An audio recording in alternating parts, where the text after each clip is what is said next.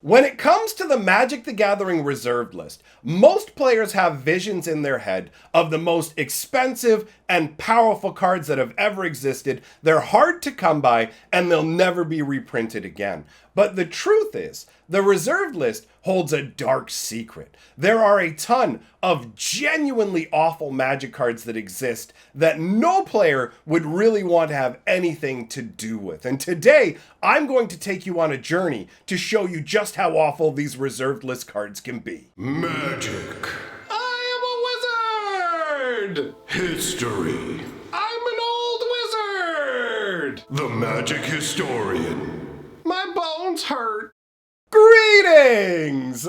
Owners of fine luxury cardboard rectangles. My friends, we are here today to talk about 10 awful reserved list cards. If you don't know what the reserved list is, essentially it's a list of almost 700 cards that Wizards of the Coast a long time ago promised they would never ever reprint. There are a lot of powerful cards on the reserved list, but there are also well over 100 piece of garbage cards on the reserved list. So this will be the first video in a series where we go through all of the garbage that exists on the reserved list. So let me know if you've enjoyed this video in the comments below so I will know to make sure we keep going down this road. Now, let us start out with the first card we're going to talk about. We're going to start out with somebody who's a little lighter on the awful scale, but I promise you by the time we get to the end of the video, you will see the worst of the worst. All right, so starting out with Keeper of Tressorhorn. 1 black and 5 for a 6/6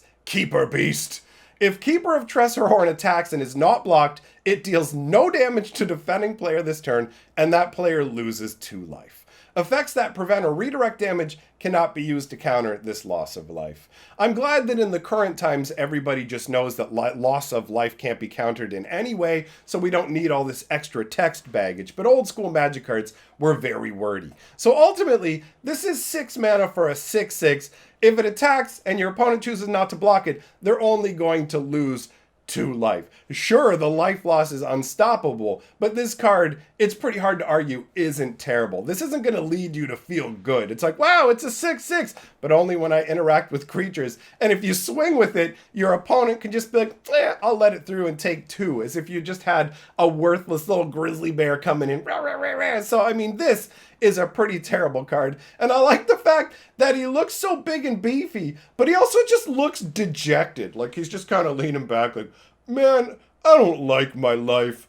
I'm bored. And his blade there, I assume it's the scabbard that's on the blade, but it just kind of makes it look like he has a dull blade. And it makes me think too, it's like he pulls out the sword if creatures come along, but then when it's time to fight a planeswalker, he puts it back in the sheath and just goes smack on the side of the head or something. But this is an example of an awful reserved list card. It gets worse from here. Let's go for one that is similar, but not the same, but the same kind of concept, and that is the Merchant Ship.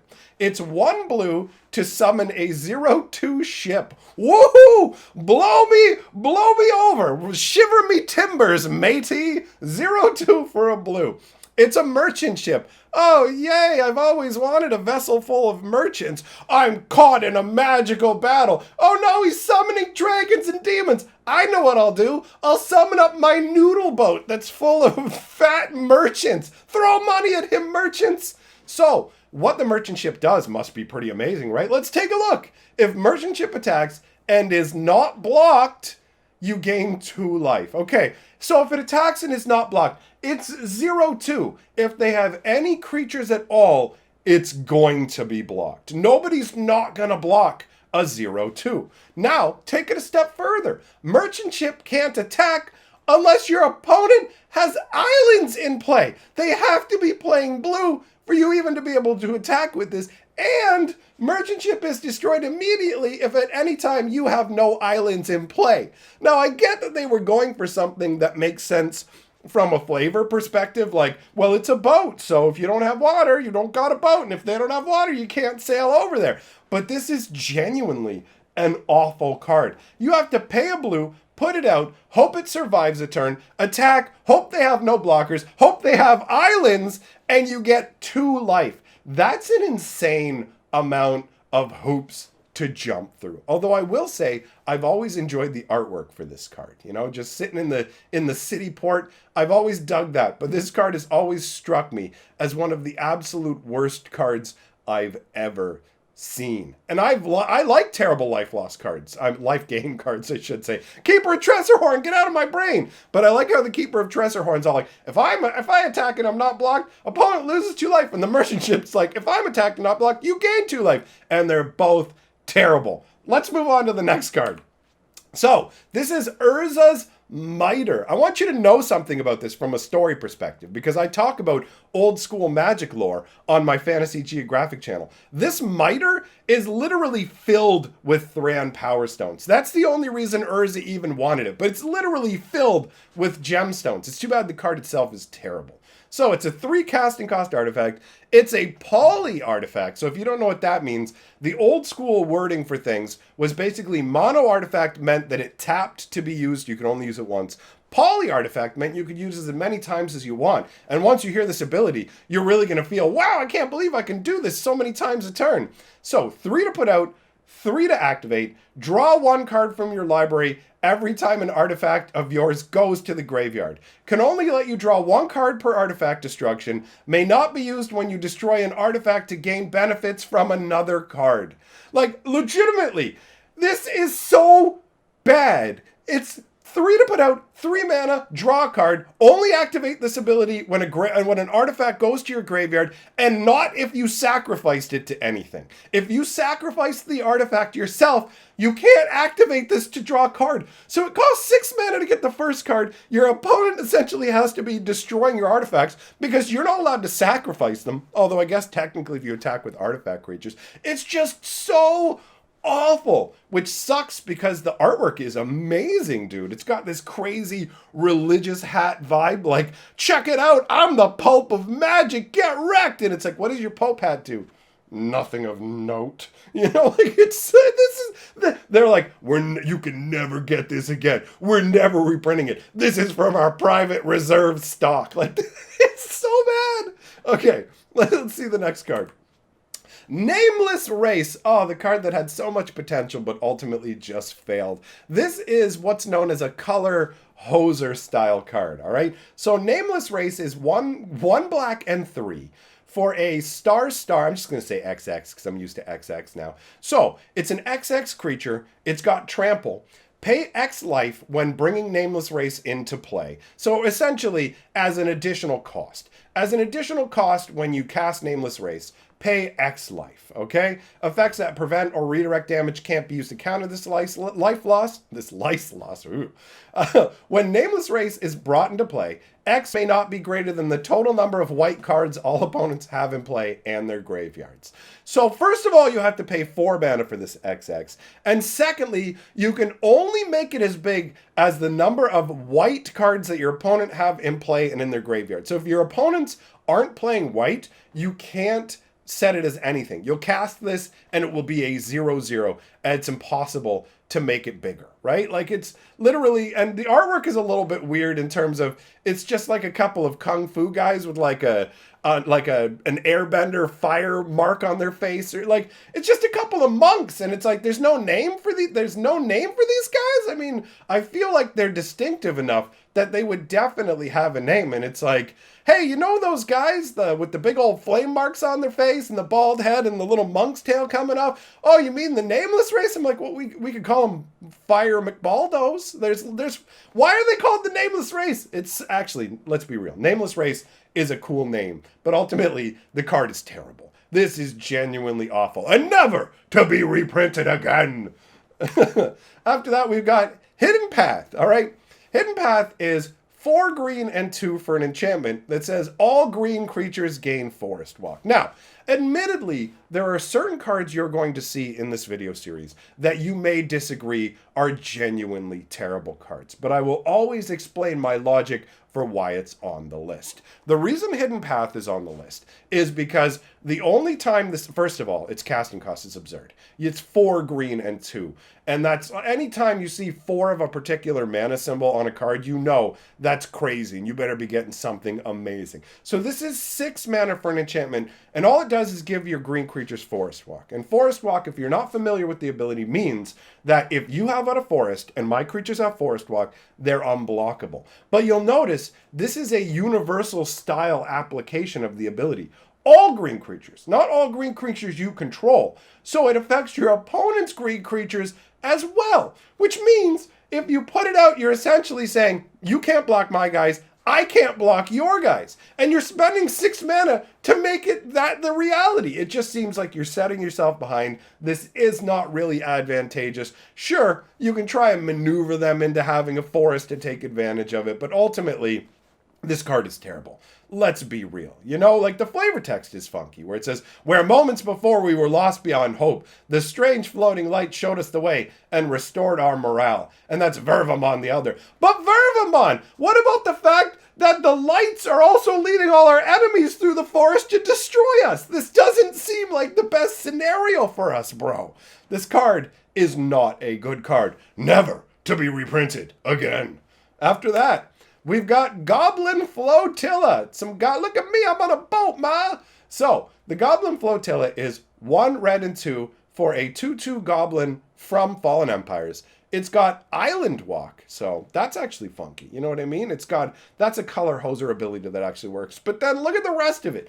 At the beginning of the attack, pay 1 red, or any creatures blocking or blocked by Goblin Flotilla gain first strike until end of turn. So you literally have to pay 1 mana every combat that you want to have them interact with creatures, or the creature they're interacting with has first strike. That's crazy. The flavor text says, exceptionally poor sailors. Goblins usually arrived at their destination retching and in no condition to fight. That's a funny concept. Like the flavor concept of these guys aren't really seaworthy individuals, so they end up getting really sick. You can even see the one goblin just dumping out a puke button over the side. They got a bunch of skulls in their boats and just like, they're kind of ramshackle. You can see the boat's been patched up. So they're terrible sailors. They end up seasick when they arrive at the battle. So you have to infuse extra mana into them, basically, so that they won't be ill and useless. What a terrible card. This is genuinely on the reserve list. This is genuinely never to be printed again. It's so silly. Then we've got Bockys Curse. This one is exceptionally bad. Like, exceptionally bad. 2 blue and 2 for a sorcery. Bockys Curse deals 2 damage to each creature for each creature enchantment on that creature. So yeah, white has spells like Wrath of God, where for 4 mana, it literally destroys every creature in play and they can't be regenerated. Blue gets this spell that says, you can do 2 damage per enchantment on a creature to that creature, and that's it. And the artwork is just bizarre. You've got what looks like a crazy whale extending into a staff, almost like flying in the middle of this swirl, and you've got fish and stuff, but there's also like a big insect there, and it's like, what is going on? It's just stuff getting swirled around in the water, and the flavor text says, those who fling spells too quickly should have reason to regret it. And that's Baki the Wizard Attendant. And it's like, what a specific spell. Baki just hates creature enchantments. I guess you enchanted your guys too fast for my liking. I'm gonna just hurt them. And it's like, Baki, why didn't you make your spell hurt all of your opponent's creatures? Why would you make a spell that, it's just like he's so triggered by people playing enchantment style. He's like, ah! Like, it's wild to me. This is a genuinely awful card that you're only going to use in the most crazy of corner cases and just to play against your one friend who loves enchantments so that you can just be like, get wrecked, I hate your enchantment deck. This is one of the absolute worst reserve list cards ever made. Never to be printed again.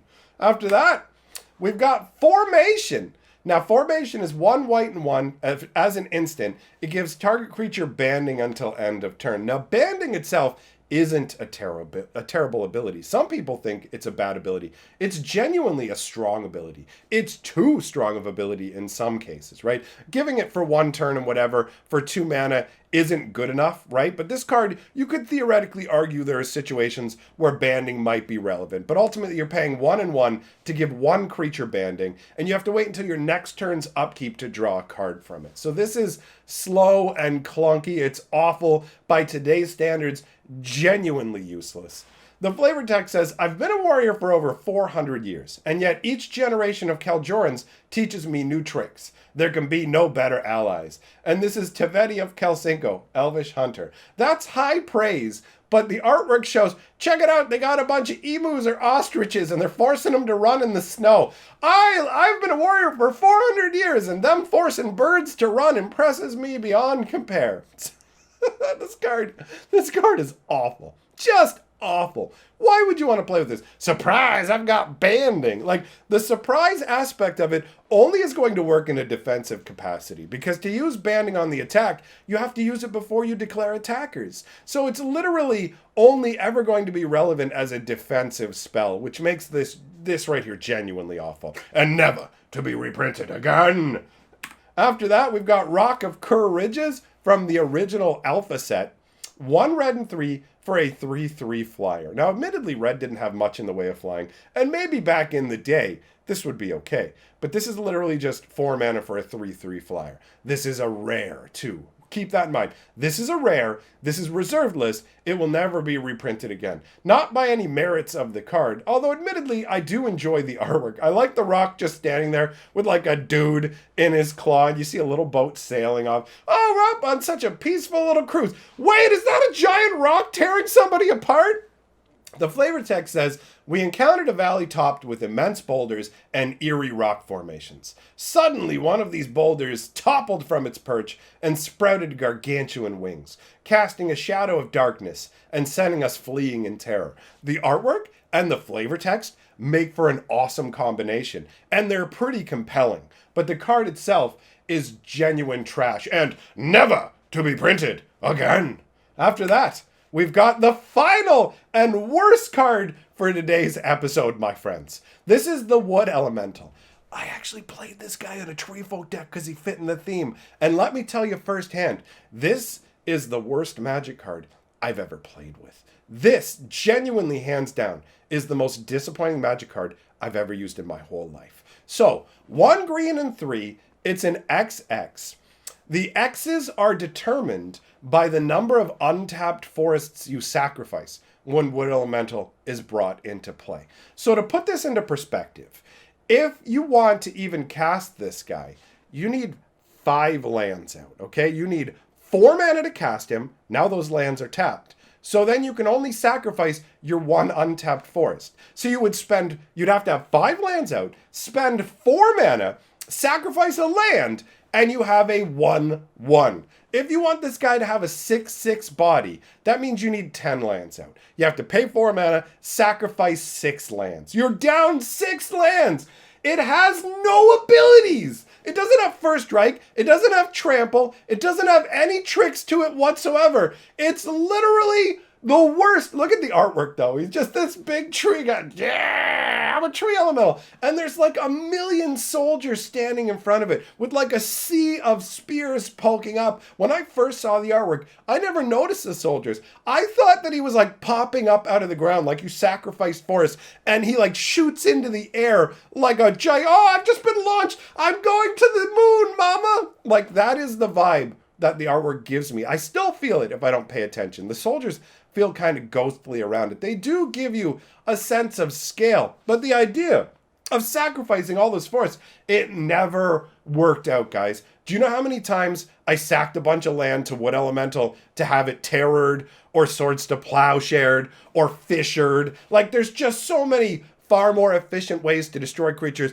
even back then, although Swords to Plowshares is efficient by today's standards too. But either way, the guy stood no chance. This is the worst reserved list card out of the entire reserved list. This is genuinely my #1 pick for the absolute worst card on the reserved list. Now, my friends, like I said, there are 120 cards that I have saved in a folder ready to go. So that's enough for about 10 or 11 more episodes like this. If you enjoyed this episode, let me know in the comments below and give the video a thumbs up like to indicate that I should do more videos of this nature. And if it's something you don't like, let me know that too, because if it turns out that I'm wrong and you guys aren't enjoying this, there's no point in going on and doing a big sprawling series on it. But for me, it's a hilarious and nostalgic look at Magic's past, and it's interesting to note that the reserved list isn't only comprised of super valuable cards, it also has